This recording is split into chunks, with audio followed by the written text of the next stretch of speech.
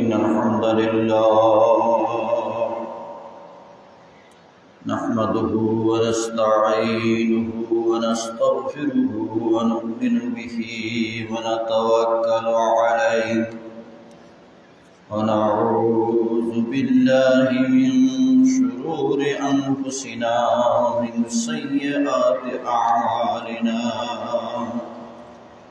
من يهده الله فلا مضل له ومن يضلله فلا هادي له ونشهد أن لا إله إلا الله وحده لا شريك له ونشهد أن سيدنا وسندنا وحبيبنا ومولانا محمدا عبده ورسوله الذي أرسله بالحق بشيرا ونذيرا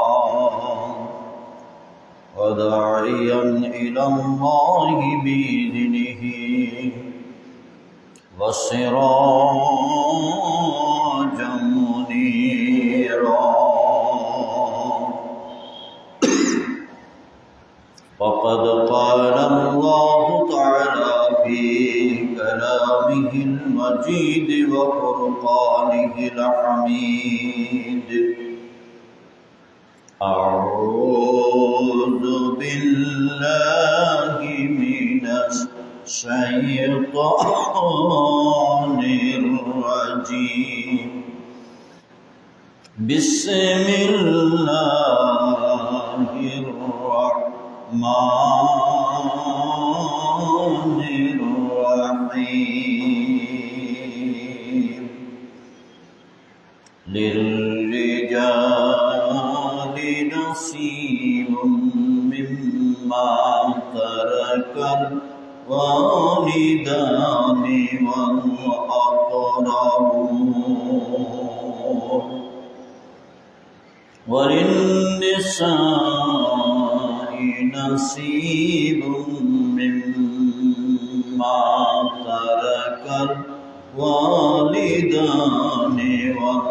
والأقربون مما قل منه أو كثر نصيبا مفروضا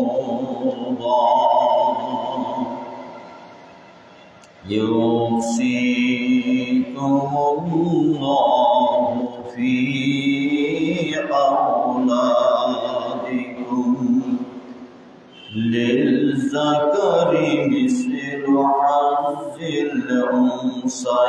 الأنثيين فإن كن نساء فوق اثنتين فلهن ثلثا ما ترك وإن كانت واحدة فلها النصف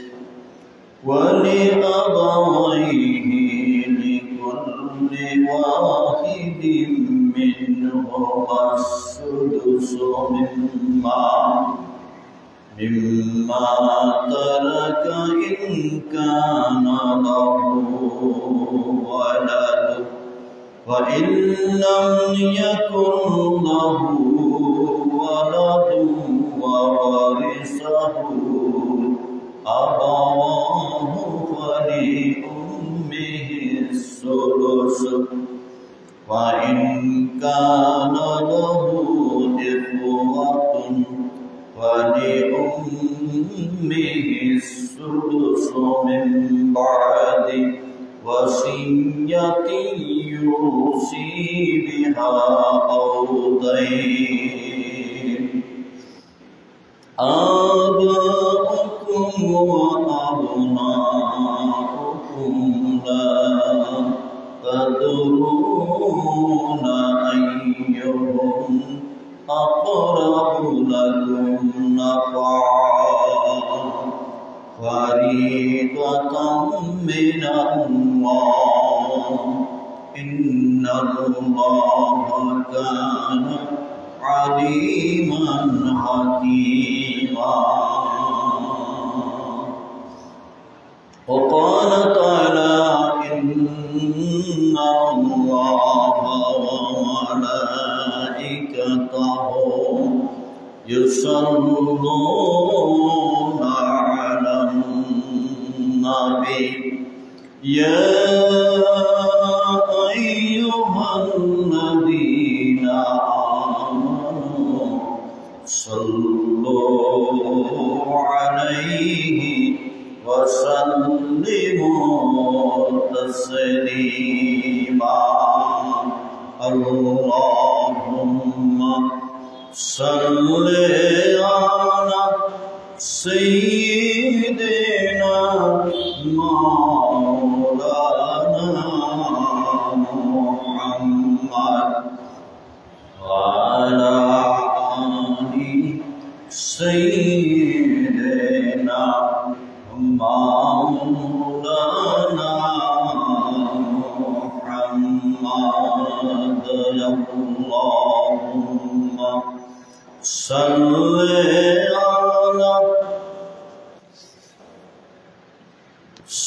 سيدنا مولانا محمد وعلى آل سيدنا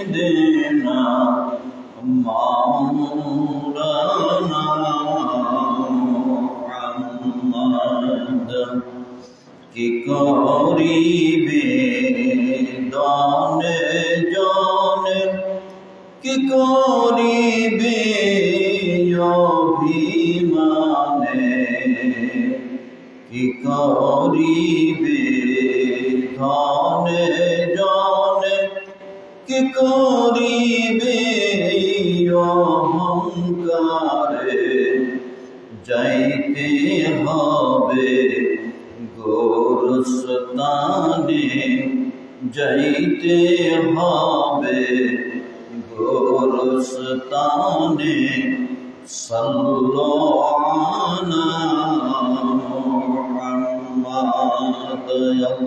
अल्लाहुम्मा सल्लि अला सय्यिदिना मौलाना मुहम्मद वअला आलि सय्यिदिना मौलाना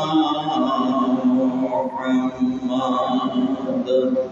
बलागत मौला बिकमालिही कशफत दुजा बिजमालिही असरत जमीओ फिसालिही सल्लु अलैहि वालिही.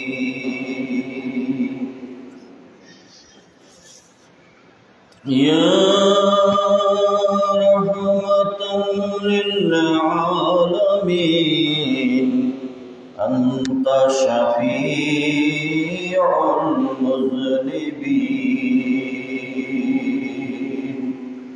अकरिम लना यौमल हज़ीन फदलन वजूदन वल करमी बलागल उला बिकमालिही कशफत दुजा बिजमालिही असरत जमीओ फिसालिही सल्लु अलैहि वालिही. इश्क़े महबूबे खुदा जिसे दिल में हासिल नहीं लाखों मोमिन हो मगर ईमान में कामिल नहीं. बलागल بكماله كشف الدجى بجماله حسنت جميع خصاله صلوا عليه وآله لا إله إلا الله لا إله إلا الله لا إله إلا الله لا إله إلا الله لا إله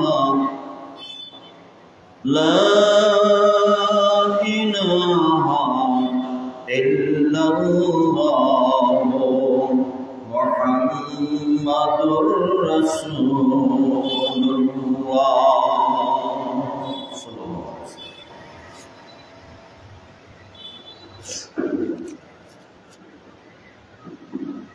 সম্মানিত আজকের এই বাইতুল নূর জামে মসজিদের ইমাম সাহেব, মুয়াজ্জিন সাহেব, মুসল্লিয়ান কিরাম, যুবক ভাইয়েরা, পর্দার আড়ালের মা বোনেরা, সর্বস্তরের মুসলিম উম্মাহ ভাই বোনেরা, ছাত্রছাত্রীবৃন্দ, আমার স্নেহের ছাত্রছাত্রীবৃন্দ, আসসালামু আলাইকুম ওয়া রাহমাতুল্লাহ। আমরা প্রথমে সেই মহান রব্বুল আলামিনের শুকরিয়া আদায় করতে পারছি, সেই মহান আল্লাহ শুকরিয়া আদায় করছি যে মহান আল্লাহ সুবহানাহু ওয়া তাআলা আজকের এই পবিত্র জুমাবারে অত্যন্ত শান্তিপূর্ণভাবে মসজিদে আসার তৌফিক দিয়েছেন, কোরআনে কারীম থেকে আলোচনা করা এবং শোনার সুযোগ করে দিয়েছেন। সেই মহান আল্লাহ তাআলার দরবারে আলিশানে আমরা সকলেই শুকরগুজার হচ্ছি। আমরা সকলেই বলি আলহামদুলিল্লাহ। আমাদের এই শান্তি আরাম নয়, যেখানে আমাদের ভাইয়েরা, আমাদের বোনেরা, আমাদের মায়েরা সেই ফিলিস্তিনের ভূমিতে মার খাচ্ছে, ধ্বংস হয়ে যাচ্ছে, তাদের চিৎকার কান্না শোনার জন্য কেউ নাই। প্রতিদিন তাদেরকে মারছে, ধ্বংস করছে। সেখানে যেন মানবতা ধ্বংস হয়ে গেছে। বিশ্ব মুসলিম উম্মাহ, মুসলিম শাসকেরা যে ধরনের ভূমিকা পালন করার দরকার ছিল সেই ভূমিকা পালন করছে। তাই আমরা সকলেই মহান আল্লাহ তাআলার কাছে আসি, আমাদের কলিজায় রক্তক্ষরণ হচ্ছে যে আমাদের ভাই বোনদেরকে, মায়েদেরকে, বাপদেরকে, যুবকেরা আসছে। যে ফিলিস্তিন, যে সিরিয়া হবে মুসলমানদের, অতীতেও ছিল হাজার হাজার নবীদের পদচারণাও সেখানে নবীরা শুয়ে আছেন অনেকে, এবং আগামীতেও ইনশাআল্লাহ এই ভূমিতেই ইসলামের পতাকা উড্ডীন হবে। বিশ্ব মুসলিমের রাজধানী হবে ফিলিস্তিন। এখন যেভাবে মার খাচ্ছে,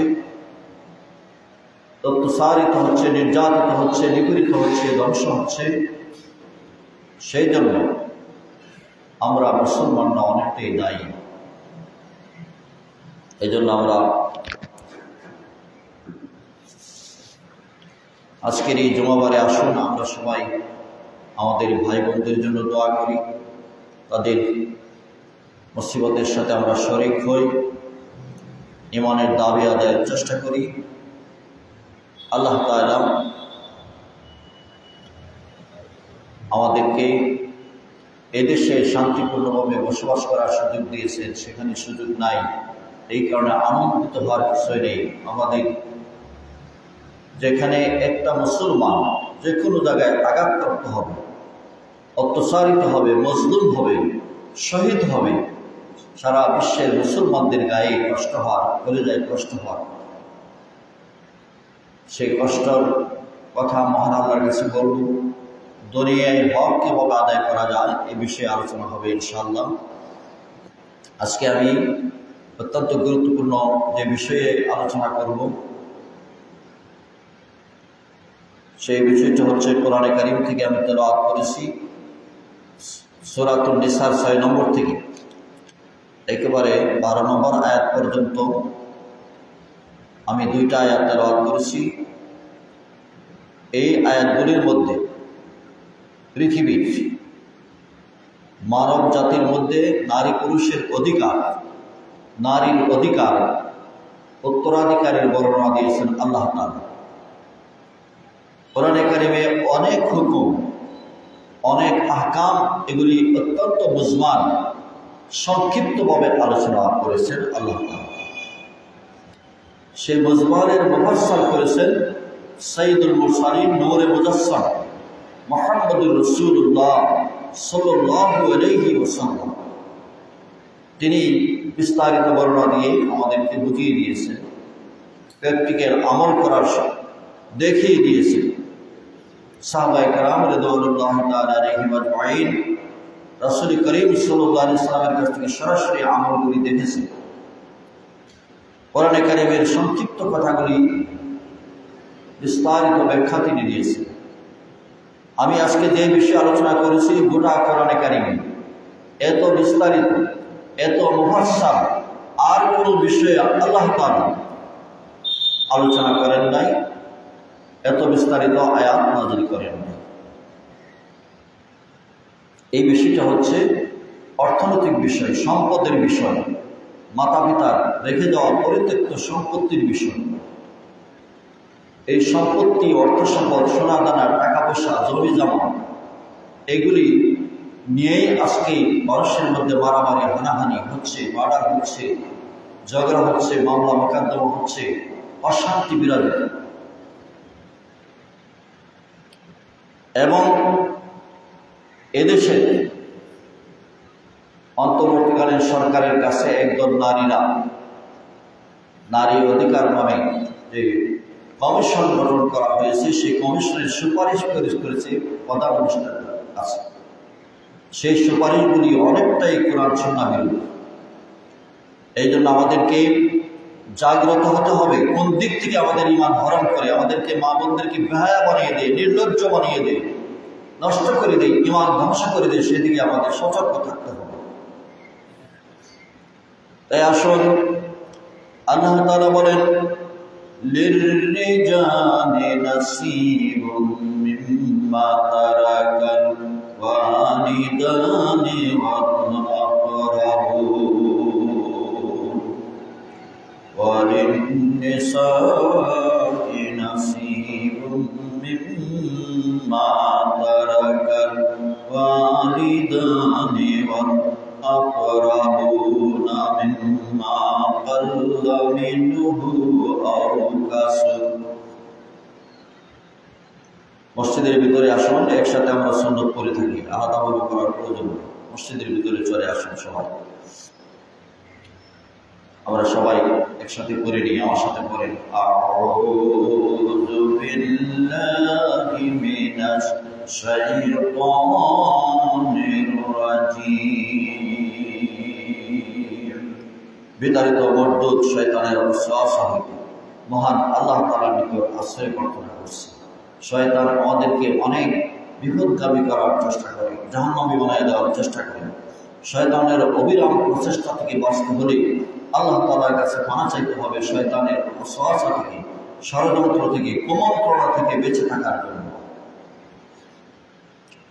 শয়তান সবসময় চায় মানব জাতিকে পথভ্রষ্ট করতে, যাতে কোরআনের পথে না চলে, ইসলামের পথে না চলে, ঈমানের পথে না চলে। শয়তানের পথে চলার জন্য অনেক রকমের কায়দা কৌশল করে সুন্দর সুন্দর আকর্ষণীয় ব্যবস্থা মানুষের সামনে তুলে ধরে যাতে শয়তানের পথ অনুসরণ করে।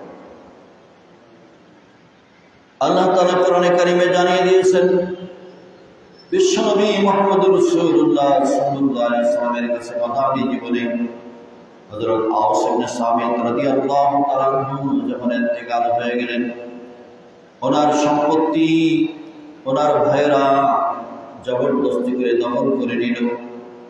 স্ত্রী আল্লাহর নবীর কাছে গিয়ে বলতেছে, ইয়া রাসূলুল্লাহ, ইয়া হাবিবাল্লাহ, আমার স্বামী মারা গেছে, আমার সম্পত্তি তার ভাইরা জোর করে নিয়ে গিয়েছে, আমাদেরকে বেদখল দিয়েছে, আমার 2টি কন্যা সন্তান রয়েছে, একটি ছেলে রয়েছে, তাদের কি উপায় হবে? তাদের থাকার জায়গা, খাওয়ার জায়গা নাই, সব সম্পত্তি তারা নিয়ে গেছে। আল্লাহ নবী বললেন, দাঁড়াও, আমি কিছু বলতে পারি না এখন, আল্লাহ তাআলার পক্ষ থেকে ফয়সালা আসবে, উনি আসবে, তারপরেই তোমাকে ফয়সালা দেওয়া হবে। এই ঘটনার কিছুক্ষণের মধ্যেই হযরত জিবরাইল আমিন আল্লাহ তাআলার পক্ষ থেকে আয়াতে কারিমা নিয়ে আসলেন, লিররিজালি নাসিবুম মিম্মা তারাকাল ওয়ালিদানি ওয়াল আকরাবুন। মাতা পিতা পরিত্যক্ত রেখে যাওয়া সম্পত্তির মধ্যে, মাতা পিতা আত্মীয় স্বজনের রেখে যাওয়া সম্পত্তির মধ্যে পুরুষের জন্য যেমন অংশ রয়েছে, ওয়ালিন্নিসাই নাসিবুম মিম্মা তারাকাল ওয়ালিদানি ওয়াল আকরাবুন, তেমনি ভাবে নারী মহিলাদের জন্য অংশ রয়েছে মাতা পিতা রেখে যাওয়া সম্পত্তির মধ্যে। তা কম হোক বেশি হোক, এটা আল্লাহর পক্ষ থেকে নির্ধারিত। এর আগে আরব জাহানে, পৃথিবীতে নারীরা মাতা পিতার সম্পত্তি পাইত, মেয়েদেরকে বঞ্চিত করা হতো, মেয়েদেরকে অধিকার থেকে বঞ্চিত করে সম্পত্তি দেওয়া হতো, তাদেরকে গরু ছাগলের মতো বাজারে বিক্রি করা হতো। মেয়েদের কোনো মর্যাদা ছিল না, সম্মান ছিল না, মেয়েরা ছিল বুকের বস্তু। আজকের এই নারীবাদীরা, তাদের চোখের সামনে মুহাম্মদ সাল্লাল্লাহু আলাইহি ওয়াসাল্লামের কথা মনে আসে না। তারা মনে করছে সক্রেটিসের কথা, তারা প্লেটোর কথা, অ্যারিস্টটলের কথা পড়ে, তারা বিভিন্ন ব্যক্তির মনীষীর কথা তারা পড়তে পারে, তারা কি বলেছে নারী সম্পর্কে। আর আমাদের আকায়ে নামদার সরকারে কায়নাত নূরে মুজাসসাম মুহাম্মদুর রাসূলুল্লাহ সাল্লাল্লাহু আলাইহি ওয়াসাল্লাম কি বলেছেন মহিলাদের সম্পর্কে, নারীদের সম্পর্কে। আমরা যদি ইতিহাস দেখি তাহলে দেখব বেবিলনীয় সভ্যতা, এসিরিনীয় সভ্যতা, রোমান সভ্যতা, পারস্য সভ্যতা, ইউরোপ সভ্যতা, সকল সভ্যতা নারীদেরকে বেইজ্জতি করেছে, নির্যাতন করেছে, নিপীড়ন করেছে, অধিকার থেকে বঞ্চিত করেছে। যেখানে নারীদেরকে বাজারে বিক্রি করা হতো, কন্যা সন্তান জন্ম হলে লজ্জাস্কর মনে করতো, এটা শরমের কাজ, লজ্জার কাজ, বেইজ্জতির কাজ মনে করা হতো। নারী মেয়ে জন্ম হওয়া মানে বেইজ্জতি হওয়া, লাঞ্ছিত হওয়া মনে করত। নারীদেরকে জন্ম হওয়ার সাথে সাথে যদি দেখা যাইত যে মেয়ে জন্ম হয়েছে, জীবন্ত কবরে, জীবন্ত মাটিতে পুঁতে রাখা হতো, দাফন করা হতো। নাউযুবিল্লাহ। এমন একজন সাহাবী হযরত তাহিয়াতুল কলবি যখন ইসলাম কবুল করেছেন, নবীর সামনে যার যার করে চোখের পানি ফেলে কাঁদতেছে, চোখের পানি ফেলে কাঁদেন কেন? আল্লাহর নবী তাহিয়াতুল কলবিকে জিজ্ঞাসা করলেন, তুমি কাঁদো কেন? আল্লাহর নবীর কাছে তাহিয়াতুল কলবি বলি, ইয়া রাসূলুল্লাহ, ইয়া হাবিবাল্লাহ, আমি কি যে বড় বড় অপরাধ আমি করেছি, অন্যায় করেছি, এই গুনাহকে আল্লাহ আমাকে মাফ করবেন? এত বেশি গুনাহ আমি করেছি, এত বেশি অপরাধ করেছি, আমাকে কি আল্লাহ মাফ করবেন? আল্লাহর নবী বলতেছে, ও তাহিয়াতুল কলবি, বলো তুমি কি গুনাহ করেছো? তাহিয়াতুল কলবি বলে, ইয়া রাসূলুল্লাহ, ইয়া হাবিবাল্লাহ, আমি গুনাহ করেছি এত বেশি, আমার নিজ হাতে আমার কলিজার টুকরা সন্তান শুভে জন্ম হয়েছিল, তাকে তো দাফন করেছি, আরো এভাবে ৭০টা জীবন্ত কন্যা আমার নিজ হাতে মাটির নিচে দাফন করেছি। নাউযুবিল্লাহ। আল্লাহর নবীকে তাহিয়াতুল কলবি বলে, ইয়া রাসূলুল্লাহ, আমি মেয়ের মাকে বললাম তাকে সাজিয়ে দাও, গেরনি দিয়ে দাও। আমি মনে মনে চিন্তা করেছি, মেয়ে যদি বড় হয় আমার লজ্জা হবে, আমার বেয়াজ্জতি হবে, এই কারণে ছোট থাকতে তাকে মেরে বলা দরকার। সাথে নিয়ে সাজায় বোঝায় রওনা হয়েছি। রাস্তায় গিয়া মরুভূমির মধ্যে কোদাল দিয়া মাটি খনন করা শুরু করলাম। মাটি খনন করি, এই মাটির ছিটাফাটা আমার আব্বার দাড়ির মধ্যে গিয়া পড়ে। আমার আব্বার দাড়ির মধ্যে মাটি ছিটায় পড়ে, আমি আমার হাতে আর দাড়িগুলি মুছে দেই, মাটিগুলি সরায় দেই। এই অবস্থায় গর্ত খনন করার পরে আমার জীবন্ত কন্যাকে আমি নিজ হাতে মাটির নিচে চাপা দিলাম। মা, আমার মেয়ে চিৎকার দিয়ে বলতেছে, আব্বা, আমার কেন মাটির নিচে দাফন করতেছে? আমার কি অপরাধ? আমি কোনো চিৎকারের আওয়াজ শুনি নাই, আমি মেয়ের কান্না শুনি নাই। আমার মনে হচ্ছে আমার মেয়ের কান্নার আওয়াজ আর সে আজিম পর্যন্ত পৌঁছেছে, কিন্তু আমি সেদিন নিষ্ঠুর হয়ে গেছি, নির্মম হয়ে গেছি। আমার জীবন্ত মেয়েকে আমি নিজ হাতে মাটির নিচে দাফন করে চলে আসছি। ইয়া রাসূলুল্লাহ, ইয়া হাবিবাল্লাহ, আমি এত অপরাধী, এত বিরাট অপরাধী, এত বিরাট অপরাধ আমি করেছি, আমার কি ক্ষমা হবে? আল্লাহর নবী চোখের পানি রাখতে পারে নাই, নিজেও তিনি কাঁদতেন। জিবরাইল আমিন এসে গেছেন, এসে বলতেছে, ইয়া রাসূলুল্লাহ, ইয়া হাবিবাল্লাহ, এই যে তাহিয়াতুল কলবি যতটি অপরাধ করেছে, অনেক বড় অপরাধ করেছে, এরপরে যখন আপনার কাছে এসে কলমা পড়েছে, লা ইলাহা ইল্লাল্লাহু মুহাম্মাদুর রাসূলুল্লাহ,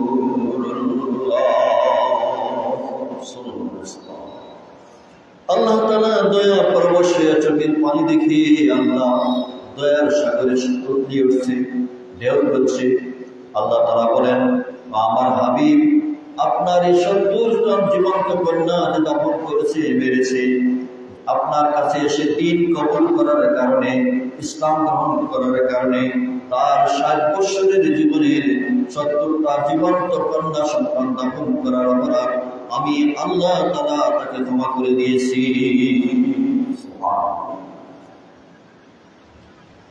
এই ছিল আর দেশ তথা বিশ্বজাহানের অবস্থা। নারীর অধিকার, নারীর অধিকার বাস্তবায়নের জন্য নারী কমিশন এত নির্লজ্জ, বেহায়া, উপদেষ্টার কাছে এই কথাগুলি কিভাবে পেশ করুন? আপনারা বলেন, যারা চুরি করে তাদেরকে যদি এই দাবি করা হয় তারা চোর, তাদেরকে চোর হিসাবে রাষ্ট্র তাকে চোর হিসাবে মর্যাদা দেওয়া হোক, এটা কি আপনারা মানবেন? ডাকাতি করে ডাকাতদেরকে যদি বলা হয় ডাকাত হিসাবে তাকে ডাকাতের মর্যাদা দেওয়া হোক, যদি বলেন মদ পান করে, এই মদ পান করে সেও মানুষ, তাকে মদ পানকারী হিসেবে শ্রমিকের মর্যাদা দেওয়া হোক, এটা কি আপনারা গ্রহণ করবেন? কেউ গ্রহণ করবেন? এই নারীবাদীরা কিভাবে সেটা পেশ করল? যারা যৌন পতিতালয়ের নারী, তাদেরকে শ্রমিকের মর্যাদা দেওয়া হবে, সবাই নাউজুবিল্লাহ। তাদের এই দাবির পেছনে অবশ্যই ষড়যন্ত্র রয়েছে। মুসলিম মেয়েদেরকে বেহায়াপনা, অশ্লীলতার দিকে ঈমান হারা করার জন্য সেখানে অবশ্যই ষড়যন্ত্র রয়েছে।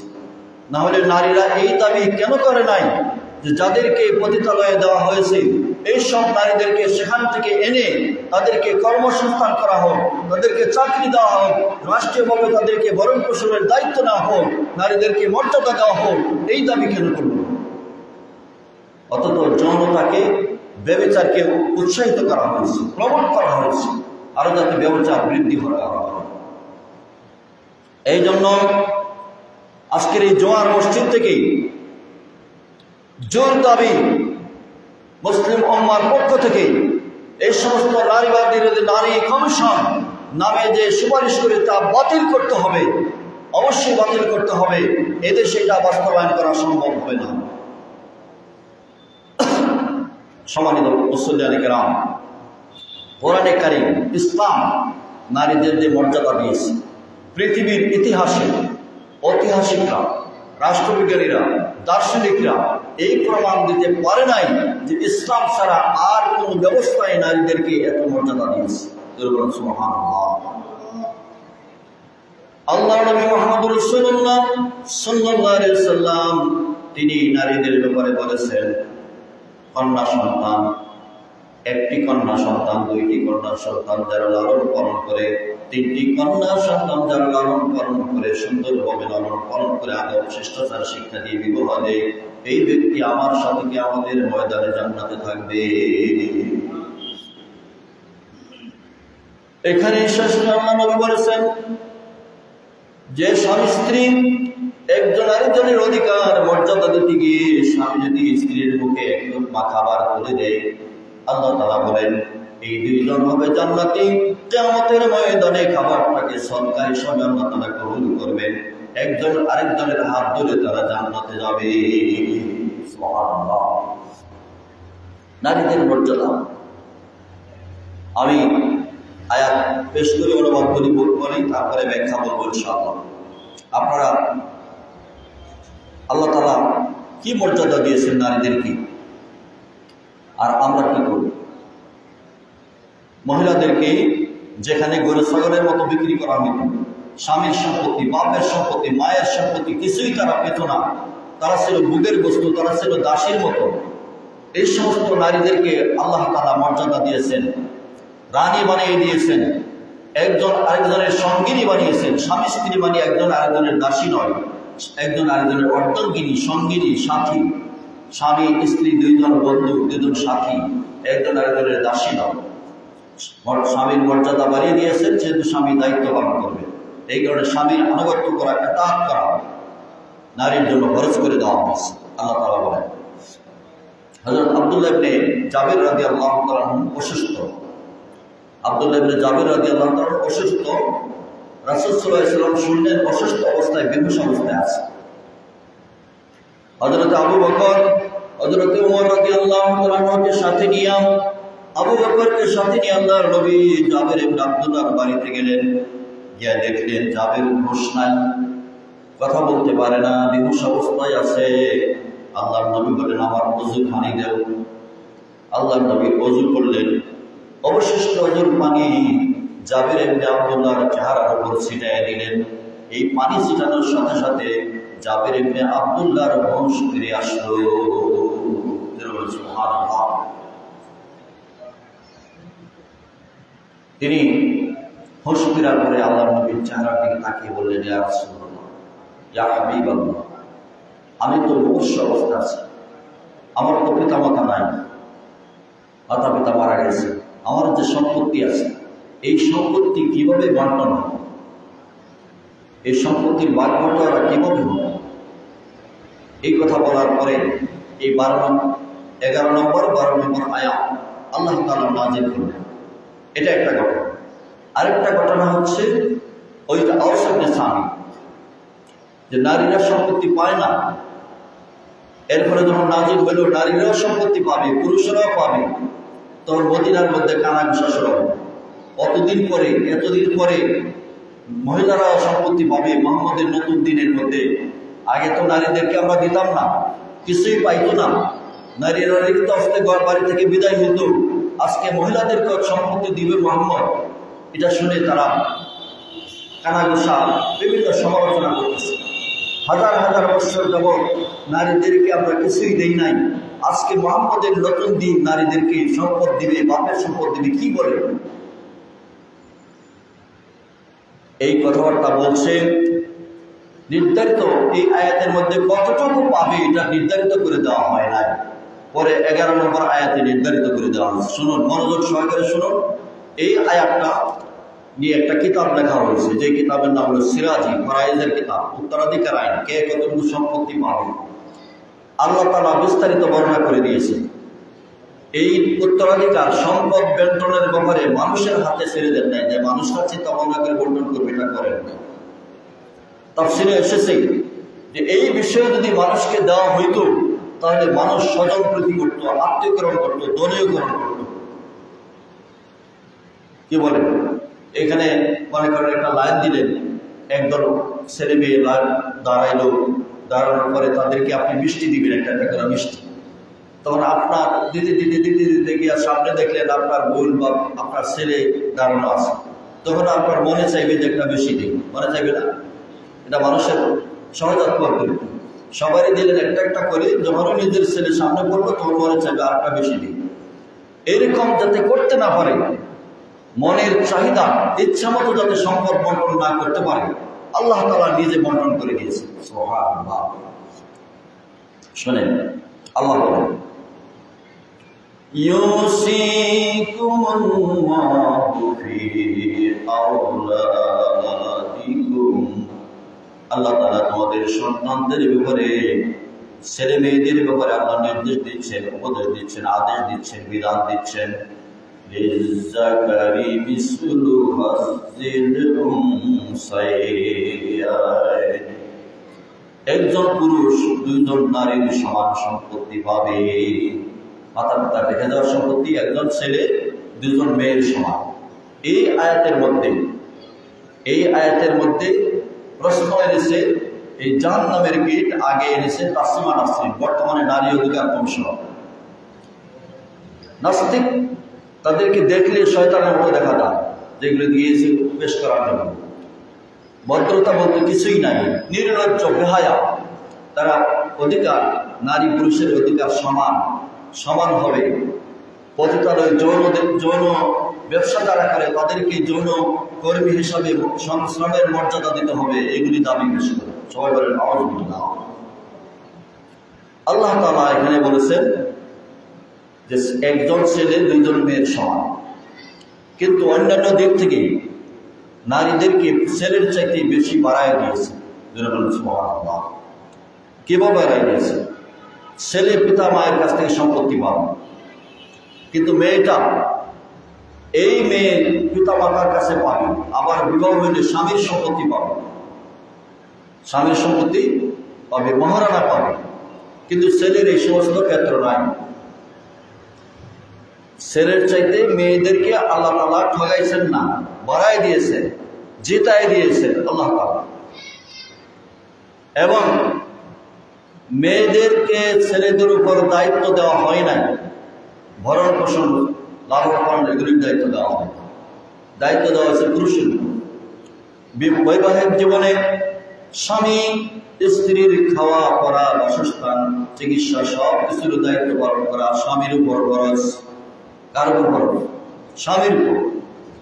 যার এ ধরনের যোগ্যতা আছে, ভরণ পোষণ করার মতো, ঘরে থাকার জায়গা দেওয়ার মতো, কাপড় দেওয়ার মতো, বস্ত্র দেওয়ার মতো, মোহর দেওয়ার মতো, এরকম যোগ্যতা সম্পন্ন ছেলে বিবাহ করা তার জন্য জায়েজ। কিন্তু মোহর দিতে পারে না, থাকার জায়গা দিতে পারে না, খাবার দিতে পারে না, এরকম যোগ্যতা নাই, এরকম ছেলের বিবাহ করা জায়েজ না। কথা বলছেন? এটা আগে ব্যবস্থাপনা করতে হবে। ছেলেদেরকে মেয়েদেরকে 1 নম্বর যোগ্যতা অর্জন করতে হবে। প্রথমত যোগ্যতা হচ্ছে এলমি যোগ্যতা, এলম অর্জন করতে হবে। তারপরে ইমাম আবু হানিফা রাহমাতুল্লাহ উপদেশ করছেন, ইমাম আবু ইউসুফকে 3টা উপদেশ। 1 নম্বর এলিম, 2 নম্বর মাল অর্জন, 3 নম্বর বিবাহ। এলিম থাকবে, মাল থাকবে, তারপরে বিবাহ। আজকে তো আমাদের দেশে অনেক জায়গায় 1 নম্বর নাই, 2 নম্বর নাই, 3 নম্বরটা আগে হয়ে যায়, যার কারণে অশান্তি। মেয়েদের মাতা পিতার সম্পত্তি, মা বাপের সম্পত্তি যতটুকু পাবে, এই মেয়েটা আবার যখন স্বামীর বাড়িতে গিয়ে মা হয়ে যাবে, স্বামীর সম্পত্তি পাবে। যদি আগে মারা যায় ছেলে মেয়ে, তার সম্পত্তি পাবে। এভাবে অনেক জায়গা থেকে মেয়ের সম্পত্তি পাওয়ার ব্যবস্থা আলোচনা করে দিয়েছে। কিন্তু ছেলের সেই ব্যবস্থা নাই, ছেলে এক জায়গা থেকেই পাবে। এই তাদের দাবি সঠিক নয়। এই নিয়ে অনেক লম্বা আলোচনা, গবেষণামূলক আলোচনা আছে, আমি ইউটিউবে আলোচনা করেছি। এখানে সংক্ষিপ্ত আপনাদের সামনে বলি। فإن كن نساء فوق اثنتين فلهن ثلث ما ترك। মৃত্যু ব্যক্তি যদি কন্যা সন্তান দুইয়ের চাইতে বেশি থাকে, অপাস্তাতাইন সন্তান কন্যা সন্তান বেশি, তাহলে পরিত্যক্ত সম্পত্তি সুলসান 1/3 সম্পত্তি তাদের মধ্যে বন্টন হবে। وَإِنْ كَانَتْ وَاحِدَةً فَلَهَا النِّصْفُ যদি একজন হয় তবে তার অর্ধেক সম্পত্তি হবে। وَلِأَبَوَيْهِ لِكُلِّ وَاحِدٍ مِّنْهُمَا السُّدُسُ مِمَّا تَرَكَ إِنْ كَانَ لَهُ وَلَدٌ। মৃত্যু ব্যক্তির পিতামাতা আছে, যে মারা গেছে তার মা বাবা আছে, জীবিত মাতা পিতা আছে, ইন কানা লাহু ওয়ালাদুন সন্তান আছে, এমত অবস্থায় মৃত্যু ব্যক্তির সম্পত্তির সুদুস পাবে, 6/1 পাবে মাতা পিতা। ওয়া ইন লাম ইয়াকুন লাহু ওয়ালাদুন ওয়া ওয়ারিসাহু আবাওয়াহু ফালিউম্মিহি সুদুস যদি মৃত্যু ব্যক্তির সন্তানাদি না থাকে তাহলে মাতা পাবে 1/3। وَإِنْ كَانَ لَهُ إِخْوَةٌ فَلِأُمِّهِ السُّدُسُ مِنْ بَعْدِ وَصِيَّةٍ يُوصِي بِهَا أَوْ دَيْنٍ। মৃত্যু ব্যক্তির যদি লাহু ইখওয়াতুন ভাই বোন থাকে, মাতা পিতা নাই, ভাই বোন আছে, সন্তানও নাই, ভাই বোন আছে, এমত অবস্থায় ফালিউম্মিহি সুদুস তার মা পাবে 6/1, মা আছে, ভাই বোন আছে, মা পাবে 6/1। এটা কখন? মারা যাওয়া ব্যক্তির সম্পত্তি থেকে 1 নম্বর ওসিয়ত পূরণ করতে হবে। যদি কোনো ওসিয়ত করে যান, ইসলামের প্রাথমিক যুগে ওসিয়ত করা ছিল ফরজ, এখন ওসিয়ত করা ফরজ নয়, কেউ ওসিয়ত করতেও পারে, নাও করতে পারে। যেমন আপনি মৃত্যুর আগে ওসিয়ত করলেন, আমার সম্পত্তির কিছু অংশ, এতটুকু অংশ মাদ্রাসার জন্য বা মসজিদের জন্য বা অমুক এতিমের জন্য দান করে গেলাম, এটা তোমরা পরিশোধ করবা। এরকম ওসিয়ত করে গেলে এই ওসিয়তটা পূরণ করতে হবে। তবে সবটুকু সম্পত্তি কেউ ওসিয়ত করতে পারবে না। আপনার 10 কেয়ার জমি আছে, 10 কেদার জমি আছে, সবটা জমি ওসিয়ত করতে পারবেন না। যদি কেউ এরকম করে, মরার আগে এরকম করে যাদের সবটা সম্পত্তি ওসিয়ত করে গেলাম, কিন্তু ইসলামী শরীয়তে বলে সবটা দেওয়া যাবে না। ওসিয়ত হবে 3/1 উপর, আর 2 ভাগ ওয়ারিসদের মধ্যে বন্টন হবে। এই ওসিয়ত গ্রহণযোগ্য হবে। ওসিয়ত পূরণের পরে মৃত্যু ব্যক্তির যদি ঋণ থাকে, ঋণ পরিশোধের পরে 1 নম্বরে ওসিয়ত, 2 নম্বরে ঋণ পরিশোধ, 3 নম্বর কাফন দাফনের খরচ। এই 3টা কাজ করার পরে যত সম্পত্তি থাকবে এগুলি ছেলে মেয়েদের মধ্যে, ওয়ারিসদের মধ্যে বন্টন হবে আল্লাহর বিধান অনুযায়ী, আল্লাহর আইন অনুযায়ী। আল্লাহ তাআলা অধিকার দিয়েছেন নারী পুরুষের ন্যায্য অধিকার, সব জায়গায় সমান অধিকার নয়। আপনার 2 জন ছেলে আছে, 2 জন মেয়ে আছে, আপনি যতদিন জীবিত থাকেন অতদিন ছেলে মেয়ের দায়িত্ব আপনি পালন করবেন। এমনিভাবে ছেলেদেরকে যেভাবে লেখাপড়া করিবেন, ছেলেদেরকে যে মানের কাপড় দিবেন, ছেলেদেরকে যে মানের পোশাক দেখবেন, মেয়েদেরকেও সেই মানের পোশাক, সেই মানের শিক্ষা, সেই মানের যোগ্যতা দেওয়ার আপনার উপর খরচ। এটা মনে করা যাবে না যে মেয়ে মানুষ বিয়ে দেওয়া হয়ে যায়, তারা বেশি পড়ানোর দরকার নেই, ভালো পড়ানোর দরকার নাই, ছেলেরে বেশি যোগ্যতা অর্জন করায়, ছেলেরে ভালো পোশাক দিই, ছেলেরে ভালো জুতা দিই, এই মেয়েরে দিলেন না, এটা ইনসাফ হবে না, এটা আপনার হক আদায় হবে না, এটা ফরজ দায়িত্ব পালন হবে। ছেলে মেয়ে উভয়ের দায়িত্ব বাপ মা বাপের সমান। তবে মারা গেলে সম্পত্তির বন্টন হবে কোরআনের এই আইন অনুযায়ী। মারা গেছেন তখন দায়িত্ব পালন করবে বড় ছেলে যদি থাকে ভাই তার ভাই বোনদের মধ্যে দায়িত্ব পালন করবে। ভাই বোনদের মধ্যে দায়িত্ব পালন করতে গিয়া সমান দায়িত্ব পালন করবে, এখানে কোনো বেয়াদবি করতে পারবে না। এইভাবে আল্লাহ তাআলা অধিকার দিয়েছেন। নারী অধিকার যেভাবে দিয়েছেন আল্লাহ তাআলা, পৃথিবীর আর কেউ যদি মনে করে তারা বেশি বুঝে, তারা মুসলমান থাকতে পারবে না, এরা কাফের হতে হবে। কি বলেন? আল্লাহ যেভাবে নারী অধিকার দিয়েছেন, ইসলাম যেভাবে দিয়েছে, যদি কেউ মনে করে এটা ঠিক হয় না, আমি বদলাইতে হবে, সে মুসলমান থেকে বদলাইতে পারবে না, সে কাফের হইয়া বদলাইতে হবে, মুসলমান থেকে নয়। আল্লাহ তাআলা কোরআনে কারিমে কি বলেছেন শুনেন। আল্লাহ এসব বিষয়ে বর্ণনা দেওয়ার পরে বলেন, আল্লাহ তাবারক ওয়া তাআলা সবাইকে লক্ষ্য করে বলেন, আবাউকুম ওয়া আবনাউকুম লা তাদরুনা আইয়ুহুম আকরাবু লাকুম নাফআ। ও দুনিয়ার মানুষেরা, পিতামাতা, সন্তান সন্ততি, কে বেশি নিকটবর্তী, কে বেশি উপকারী, কার দ্বারা কল্যাণ বেশি হবে, এটা তোমরা জানো না। তা তাদরুনা, তোমরা জানো না, তোমরা জানো না কে বেশি উপকারী, কে বেশি নিকটবর্তী, কার কতটুকু পাইতে হবে। আমি আল্লাহ জানি, এটা ফারিদাতাম মিনাল্লাহ, আল্লাহর থেকে নির্ধারিত। তথাকথিত নাস্তিক নারী অধিকার কমিশনকে অবশ্যই বাতিল করে এদেশের মুসলমানদেরকে মুসলমান নারী অধিকার কমিশন গঠন করতে হবে। নির্লজ্জ বেহায়াপা এরা কিভাবে প্রকাশ করবে, কিভাবে গিয়ে বলল এই কথাটি। সেই প্রধান উপদেষ্টা তিনি অন্তর্বর্তীকালীন সরকারের প্রধানষ্টা, সবার কথাই শুনতে হয়, কিন্তু এই অধিকার, এই সাহস কিভাবে পেল এই বাংলাদেশে যে তাদেরকে এভাবে মর্যাদা দিতে হবে। এই কথাটা তাদের মুখ দিয়ে আসে নাই যে তাদেরকে বেহায়াপনা থেকে সরাইয়া তাদেরকে সরকারি ব্যবস্থাপনায় মর্যাদাপূর্ণ চাকরি কর্মসংস্থান দেওয়া হোক, এই কথাটা তাদের মুখ দিয়ে আসে নাই। অথচ পতিতাদেরকে মর্যাদা দিতে হবে, শ্রমিকের মর্যাদা, স্বভাবের নাউজুবিল্লাহ। এভাবে পতিতাবৃত্তি, বেশ্যাবৃত্তি, অশ্লীলতা, জেনা, ব্যভিচারের দিকে নারী সমাজকে এগিয়ে দেওয়ার জন্য উৎসাহ দেওয়া হচ্ছে, স্বভাবের নাউজুবিল্লাহ।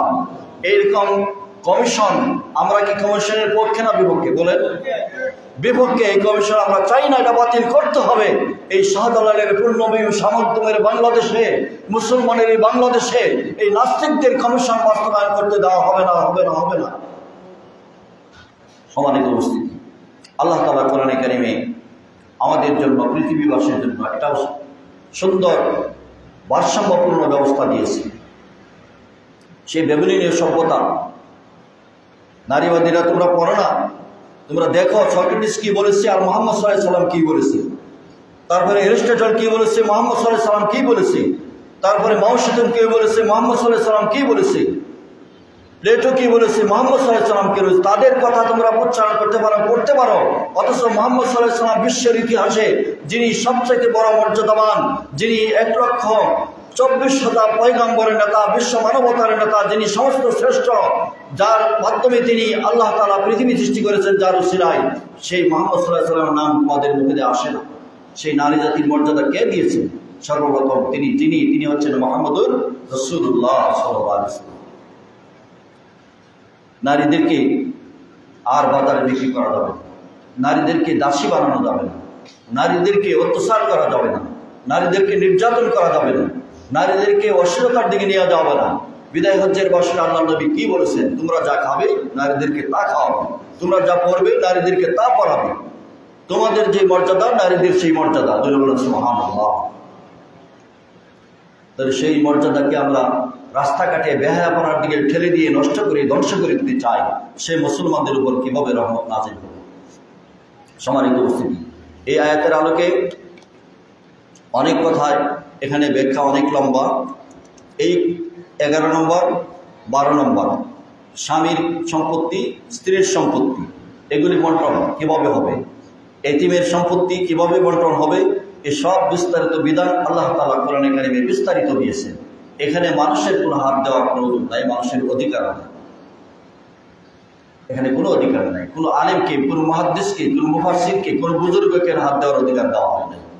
আলেমকে যদি দেওয়া হয় নাই, কোনো ইমামকে দেওয়া হয় নাই, কোনো মুস্তাহিদকে দেওয়া হয় নাই, কোনো সাহাবীকে দেওয়া হয় নাই, নবীকে পর্যন্ত দেওয়া হয় নাই, সেখানে কোথাকার সেই নাস্তিকেরা কোরআনের উপর হাত দিবে আর আমরা মেনে নিব? এটা হতে পারে না। নবী সাল্লাল্লাহু আলাইহি সাল্লাম অতিরিক্ত কিছু বলেন নাই, যা আসছে আইন তাই তিনি বাস্তবায়ন করেছেন।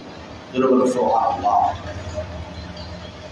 সম্মানিত উপস্থিতি, 2 নম্বর বিষয় হচ্ছে যে আমরা আজকে এখানে আরামে নামাজ পড়ছি, শান্তির সাথে নামাজ পড়ছি। ফিলিস্তিনি কি এভাবে নামাজ পড়তে পারছে? ফিলিস্তিনের মুসলমানরা তো এভাবে নামাজ পড়তে পারে না। ফিলিস্তিনের মুসলমান তো খাবার নাই, পানি নাই, ওষুধ নাই, চিকিৎসা নাই, তাদেরকে বোমা মেরে ধ্বংস করে দেওয়া হচ্ছে।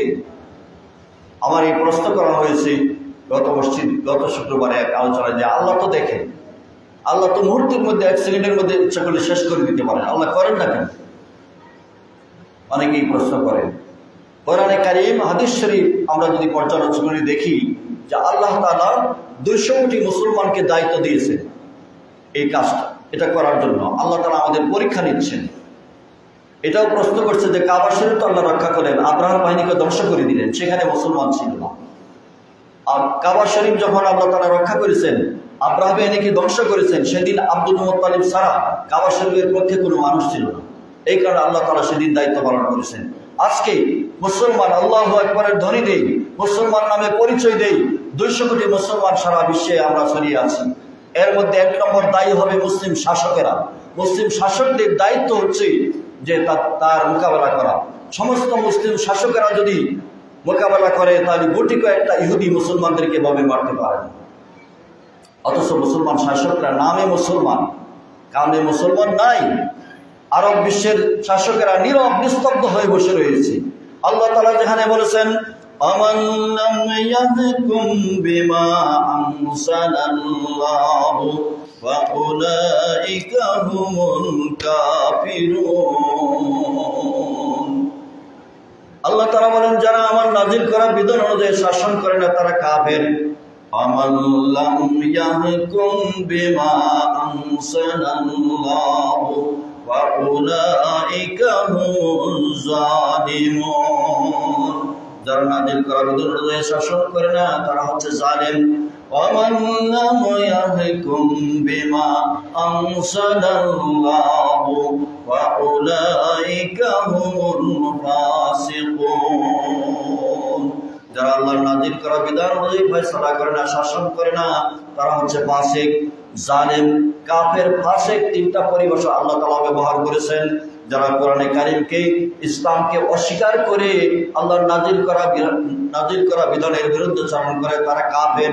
যারা স্বীকার করে আমি মুসলমান, কোরআন বিশ্বাস করে, হাদিস বিশ্বাস করে, নবী বিশ্বাস করে, বাস্তবায়ন করে না, ঈমানের দাবি পূরণ করে না, তারা হচ্ছে জালেম, তারা হচ্ছে ফাসিক। তারা হচ্ছে জালেম, তারা ফাসিক। তাই মুসলিম বিশ্বের শাসকেরা জালেম এবং ফাসিক। যদি জালেম ফাসিক না হতো তাহলে এভাবে নীরব থাকতে পারে না।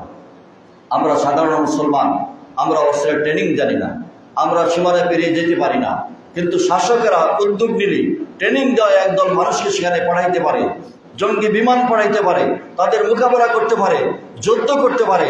সেই যুদ্ধ ঘোষণা করা, তাদের বিরুদ্ধে যুদ্ধ করা প্রত্যেক মুসলমান শাসকের উপর ফরজ হয়েছে। সেই ফরজ দায়িত্ব পালন তারা করছে না। এই কারণে তারা জালেম, তারা ফাসিক। এই জন্য তাদের ধ্বংস অনিবার্য, তাদের উপর গজব আসবে অনিবার্য। এই জন্য সরকার প্রধানকে আমরা আহ্বান জানাই, আজও সময় আছে, কিন্তু যখন আমরা কোনো উদ্যোগ গ্রহণ করব না, মুসলিম শাসকেরা যখন কোনো উদ্যোগ গ্রহণ করবে না, তারপরেও ফিলিস্তিনি বিজয় হবে ইনশাআল্লাহ। 1400 বছর আগে মুহাম্মদ রাসূলুল্লাহ সাল্লাল্লাহু আলাইহি ওয়াসাল্লাম যে ভবিষ্যৎবাণী করেছেন, একটা একটা করে সবগুলি অক্ষর অক্ষরে বাস্তবায়ন হচ্ছে। তিনি সেই ঘোষণাও দিয়েছেন ফিলিস্তিনে একসময় ইসরায়েলি রাষ্ট্র হবে। সেই রাষ্ট্রের হায়াত হবে 80 বছর। রাষ্ট্রের হায়াতের কত 80 বছর, 77.5 বছর চলে গিয়েছে। আর 2.5 বছর যদি এরা থাকে, এরপরে সেখানে ফিলিস্তিনে ইসলামের পতাকা উড্ডীন হবে ইনশাআল্লাহ। এবং মুসলমানদের দ্বারা বিজয় হবে, সেখানে ইহুদিদেরকে ধ্বংস করে দেওয়া হবে। ইহুদিরা টিকতে পারবে না, সারা বিশ্বের ইসলামের রাজধানী হবে সেই ফিলিস্তিন। সুবহানাল্লাহ। তাই বলে সেদিনের অপেক্ষা করে চুপচাপ বসে থাকলে ঈমানের দাবি পূরণ হবে না।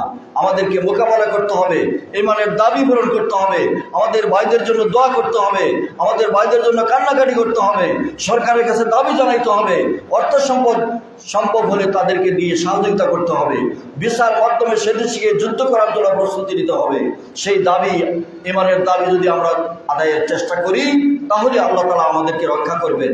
আর না হলে গজব দিয়ে ইহুদিদের সাথে, ফাসিকদের সাথে, জালিমদের সাথে আমাদেরকে ধ্বংস করে দেওয়া হবে।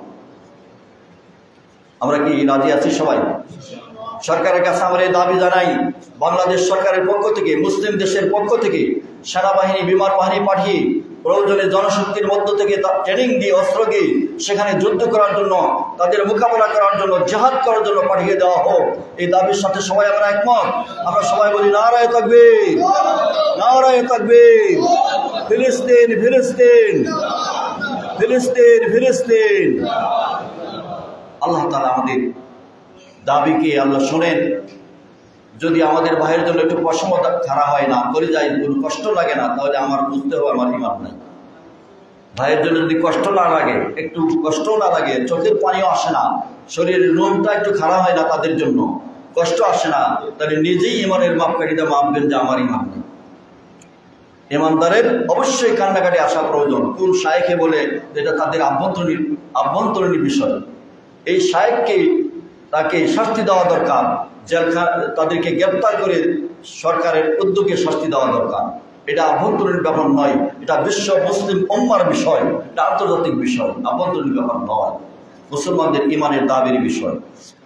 সম্মানিত উপস্থিতি, আমি আর লম্বা করছি না।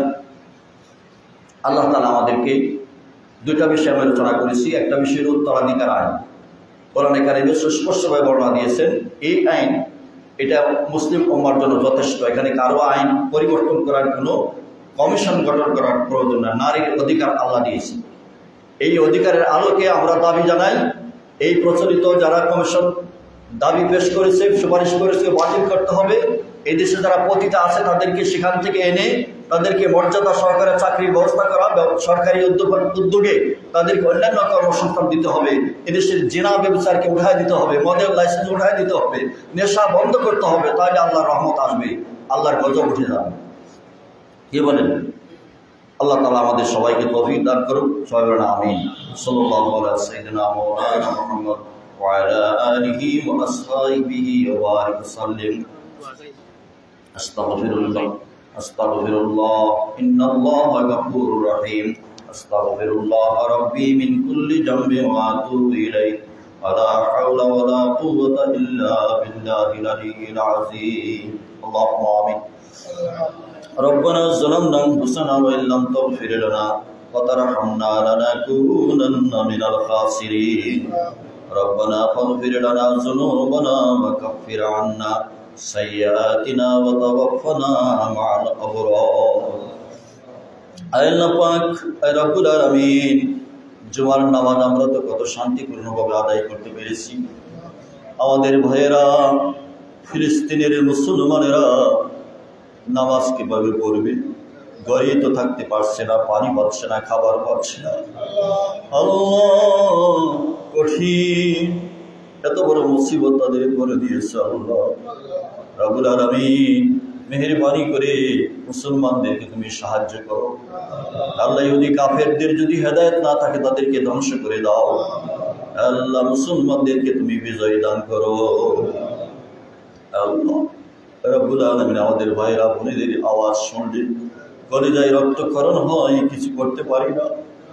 আল্লাহ, আমাদের দাবি, সর্বশেষ দাবি অনুযায়ী তোমার কাছে আমরা ফরিয়াদ জানাই। আল্লাহ, তাদেরকে তুমি সাহায্য করো।